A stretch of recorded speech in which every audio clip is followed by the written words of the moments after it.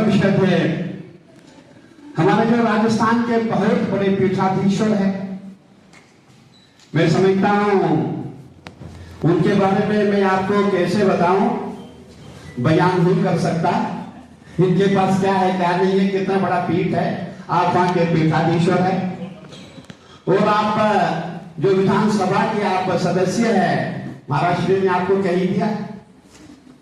और महाराज श्री हमारे बहुत ही ऊर्जावान, जो साक्षात स्वामी विवेकानंद जी की जो झलकियां हैं आप में दिखाई दे रही है।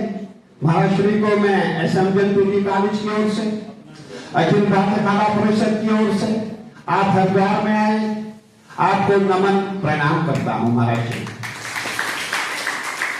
और बाकी मेरे एसएमजन पीजी कॉलेज के आल फैकल्टी जो मेरे सामने बैठे हैं, हमारे प्रिंसिपल बत्रा जी है, महेश्वरी जी है।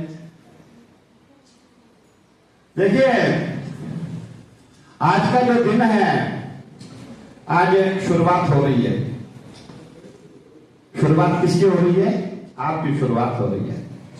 हमें याद है जब हम विद्यालय से कॉलेज में जाते थे, आपको याद है ना क्या होता था? वहां रैगिंग होती थी। सुना आपने? नहीं सुना होगा। आपके पापा को पता, आपके भाइयों को पता है, हमारे मेहताब को पता है, बत्रा जी को पता है। जब वो कॉलेज में जाते थे इनके साथ क्या क्या नहीं होता था, बत्रा जी को पूछो, महेश्वरी जी को पूछो, सुषमा गुडियाल जी को पूछो, ये बताएगी। बहुत परेशानी होती थी, लेकिन हमारी सरकार द्वारा उसमें पाबंदी लगाई गई कि रैगिंग नहीं होगी। वो जब बच्चे गांव से आते थे, विद्यालय से आते थे, कॉलेज में कैसे जाएं, कैसे बैठे, कैसे बात करें, ये भी उसमें शामिल था। ये भी सिखाया जाता था। How to talk, how to sit, कैसे बैठे, ये सब चीजें होती थी। लेकिन लोगों ने इसका नाजायज फायदा उठाया, बच्चों के साथ गलत गलत हरकतें हुई, वाद विवाद लड़ाई झगड़े होते रहे। इसके पश्चात को बंद कर दिया गया। और बहुत अच्छा लग रहा है मुझे ये कहते हुए, इस समय आप जितने भी बच्चे हैं, आप एसएमजन पीजी कॉलेज के विद्यार्थी हैं। और एसएमजन पीजी कॉलेज का फुल फॉर्म शायद आप जानते होंगे। हमारा एक बच्चा था, हमारे बीकॉम के स्टूडेंट थे, वो हमारे पास जॉब के लिए आया। मैंने कहा भाई एप्लीकेशन लिखो। जब उसने एप्लीकेशन लिखी, subject application for the post of clerk, उसने लिखा एसएमजन पीजी कॉलेज। शायद उसमें महेश्वरी जी भी थे, उसमें गुडियाल जी प्रिंसिपल थे, SMJN PG college. But actually Jain PG college है SMJN Shravannath Math Jawaharlal Nehru PG college हमारे कॉलेज का नाम है, आपके कॉलेज का नाम है। और सबसे बड़ी बात यही है जो आपको बत्रा जी ने बताई, हमें सौभाग्य मिला है, हमारी जितनी भी हरिद्वार की बच्चियां हैं, जो हमारे लिए देवी स्वरूपा है। जब हमें कोई पूछता है कि आपके कॉलेज में कितने बच्चे हैं, मैं भी महाराज को कह रहा था कि हमारे कॉलेज में पिछले साल 1700 लड़कियां थी और 500 लड़के थे। 1700 लड़कियां। और मैं महाराज ये भी कहना चाहूंगा महाराज कि हमारे हरिद्वार की एक प्रथा है, यहाँ लड़के कम पढ़ते हैं, लड़कियां ज्यादा पढ़ती है, क्योंकि हमारा यहाँ बिजनेस सेक्टर है। जितने भी लड़के हैं ना वो दुकानदारी करते हैं। उनको पूछो कितना पढ़ा लिखा है, बोले गुरुजी मैंने हाई स्कूल किया है, मैंने इंटर किया है। जो उनकी पत्नी है, आपने क्या किया? बोले गुरुजी मैंने पीएचडी किया है, मैंने एमए किया हुआ है। और पति क्या करा? पति दुकानदार है। वो दुकानदार पे अच्छी इनकम में आप देखते हैं। हरिद्वार की दुकानें हैं, 12 मास से यहाँ यात्री रहता है। और आपने देख के हमें भी अपना समय याद आ रहा है। हम भी छोटे थे, हम भी विद्यालय में जाते थे, विद्यालय से हम भी कॉलेज में आए। अभी महाराज श्री ने आपको कहा कि मैं कौन हूं, इसके लिए आपको निरीक्षण करना होगा मैं कौन हूं। एक बार मैंने स्वयं सोचा, जब 2007 में 2003 में इस कॉलेज का मैं सचिव बना था, तो बता रहे 2003 में, तो मैंने देखा भाई ये डॉक्टर सुनील कुमार बत्रा डॉक्टर महेश्वरी, सभी डॉक्टर लिखते हैं। मेरे मन में आया नहीं तो मैं अध्यक्ष होकर के मैं डॉक्टर हुई नहीं। हमने एमएसआईटी किया हुआ था, लेकिन मैंने कहा डॉक्टर होना बहुत जरूरी है, तो मैंने सोचा मुझे भी कुछ करना पड़ेगा। फिर मैं महाराज जी दिल्ली में गया, एक जो प्राइवेट विश्वविद्यालय है, आजकल एक नया ट्रेंड चला है कि भी डॉक्टर के नाम पे आपको अवार्ड दिया जाता है, डिग्री दी जाती है। वो आपके जो एजुकेशन पे नहीं दी जाती है, आपने क्या काम किया है, आपने फील्ड में क्या काम किया है, सम्मान, मानद उपाधि जिसे कहा जाता है। तो मुझे कहीं जगह मानद उपाधि मिली, जब मुझे मिली तो अच्छा लगा, जब मैंने देखा कहीं लोगों को मिली मुझे बुरा लगा। मैंने कहा यार ये तो एमए थे ही नहीं, ये तो बीए थे, ये इंटरव्यू थे, इनको भी एक डॉक्टर लिखने लग गए। मेरे मन में कुछ बुरा सा लगा। मैंने कहा नहीं, I have to do some new. एक छोटी सी कहानी से मैं शुरू कर दूंगा। एक राजा था, उसका एक हाथी था। हाथी बूढ़ा हो गया, राजा भी बूढ़ा हो गया। जैसे महाराज ने कहा ना, हमारे यहाँ राजस्थान में ऐसे सैनिक रहे हैं जिन्होंने वाकई जिनका सर धड़ से अलग हुआ और 7 किलोमीटर वो तलवार लेकर के उन्होंने सैकड़ों लोगों को काट डाला। ये कहानी कहां आपको मिलेगी? अगर आप चित्तौड़ में जाएंगे, चित्तौड़ का किला है, वो चित्तौड़ का किला हमारे पास है, हमारे नैनी खाड़ी के वहां महंत है। वहां हमने देखा है कि वहां सर कट के भी वो जो सैनिक है वो राजस्थान के जो रहने वाले थे, क्योंकि राजस्थान का जो खून है ना उसमें वीरता है। वहां के लोग वाकई वीर है, शूर है, लड़ने के लिए उसमें बहुत आगे थे। वो बिना सर के उसने कई सैनिकों को काट डाला था। आज भी उनकी पूजा चित्तौड़गढ़ किले के करीबन वहां से 1 किलोमीटर नीचे आएंगे, वहां पे आपको समाधि दिखाई देगी। हाँ जी, गलाजी महाराज। ऐसे कहीं हमारे वीर सैनिक रहे, योद्धा रहे हैं। तो जब वो राजा का घोड़ा था, राजा का हाथी था, बूढ़ा हो गया, वो जो महावत था उसको पानी पिलाने ले गया, वो दलदल में दब गया। किसमें दब गया? दलदल में। दलदल आप जानते हैं ना, तालाब में जहां दलदल होता दब गया। अब सभी को बुलाया गया, भाई इसको निकालो। सभी लोग आगे, आप भी आगे, मैं भी आ गया, सब आ गए, डॉक्टर बत्रा भी आ गए। सबने दिमाग लगाया, दलदल से बाहर नहीं आया। इतने में पुराने व्यक्ति को बुलाया गया, जो पुराने समय में वो समय उसका भावक था, उसको बुलाया। बोले भाई जो हमारा पुराना हाथी था, जिसने कहीं जंग लड़के हमको दिए हुए है, हमें दिया है, जो ये राजपाट है, ये हमने इसी के कारण जीता हुआ है, इसको दलदल से निकालना है। ये कौन कह रहा? राजा, क्योंकि मेरा प्रिय हाथी है। महावत ने कहा बोले बहुत आसान है, एक काम करो, जंग के समय जो भी हमारे पास नगाड़े, शहनाई, जो भी हम बजाते थे, शंखनाद करते थे, वो सब लेके आ जाओ।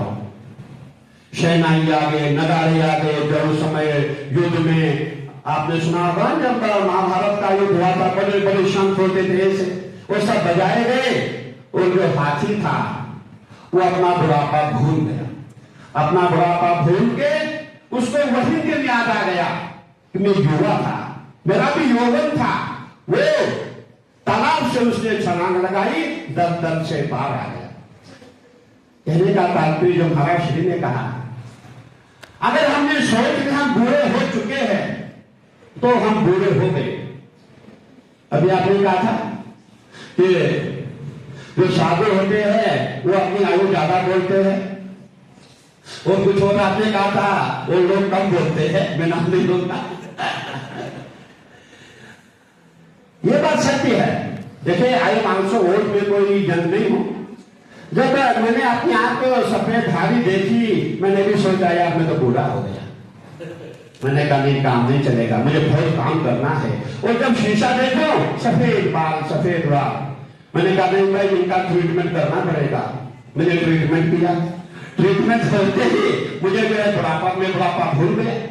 और वाकई मैं इस समय जब भी काम करता मैं बच्चों से आगे होता हूं, हर जगह बच्चों से आगे मैं होता हूं। मेरा कहने का तात्पर्य है एक साहस होना चाहिए। और वो सास अभी आपकी आयु है, आपकी एज है। इस समय हमने हरिद्वार में देखा है, एक नेताजी हमारे कॉलेज में आ गए। मैंने बत्रा जी को कहा, मैंने कहा बत्रा जी, आज का जो हमारा फंक्शन होगा इसको हम इंग्लिश मीडियम से शुरू करेंगे।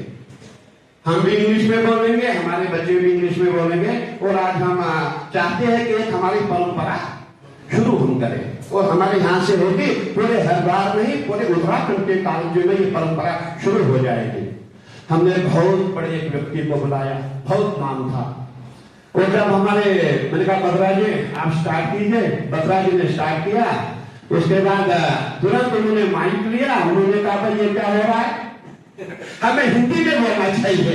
मैं कहना चाहूंगा हमें इस चीज से बचना है, हमें हिंदी भी सीखनी है, हमें इंग्लिश भी सीखनी है, हमें उर्दू भी सीखना है। आजकल आपने देखा लोग जापानी सीख रहे हैं, लोग अमेरिकन सीख रहे हैं। अरे जब भाषा सीखेंगे तभी जाके हम जर्मन जापान जा सकते हैं। अगर हम हिंदी सीखते रहेंगे हम जर्मन जापान ही जा सकते हैं। इसीलिए आपको ध्यान देना होगा कि आपको इन चीजों से बचना होगा, क्योंकि भी आपका जीवन है। जैसे आपको लोग बोलेंगे, जैसे टीचर आपको गाइड करेंगे, आप वैसे ही आपको फॉलो करना है।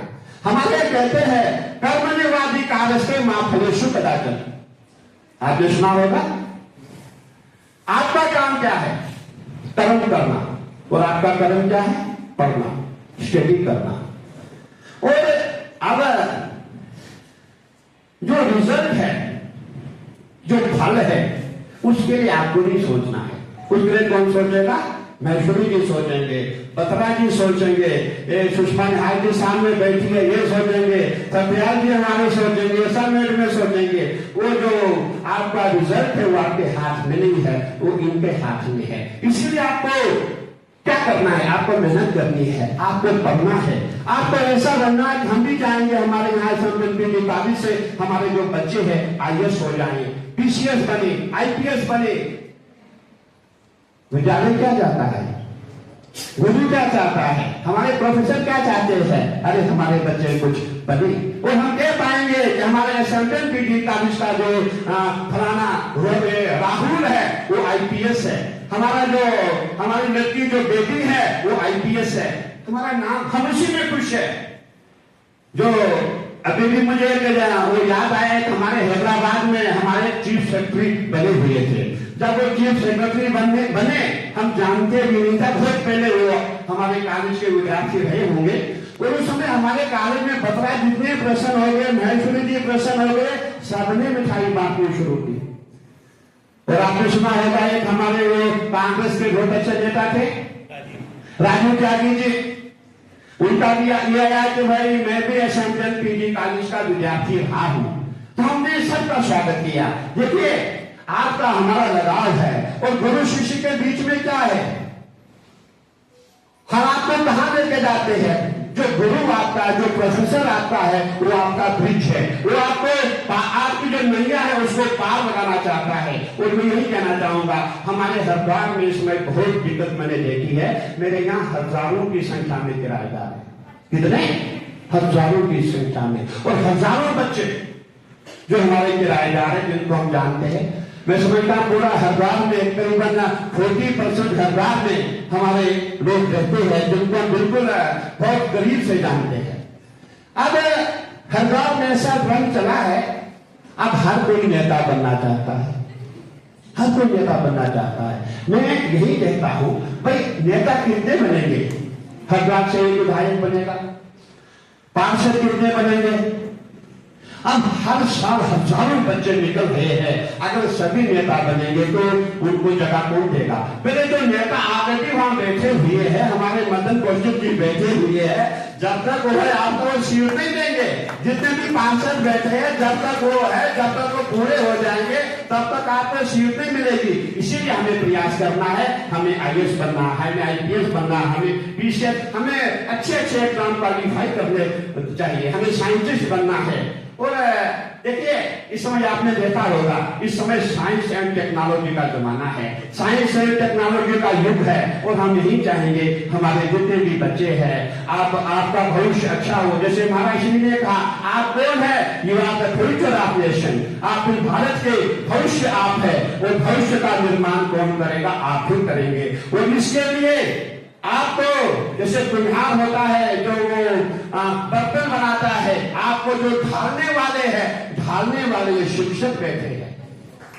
तो मैं यही चाहूंगा कि आप जितने भी विद्यार्थी हैं, आप हमारे कॉलेज का नाम रोशन करेंगे, और हमारी ओर से हमारा पूरा प्रयास रहता है। हरिद्वार में जितने भी गरीब बच्चे होते हैं, अगर उनका लगन पढ़ने के लिए है, पढ़ना चाहते हैं, हम उनको फीस नहीं लेते हैं, हम उनको किताबें भी प्रोवाइड करते हैं, हम उनको स्कूल की फीस भी प्रोवाइड करते हैं। तो कोई भी दिक्कत हो, आप हमसे मिल सकते हैं, हम आपके साथ हैं।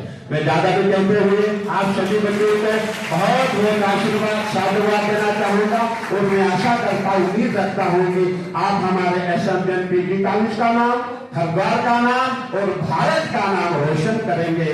वंदे वंदे वंदे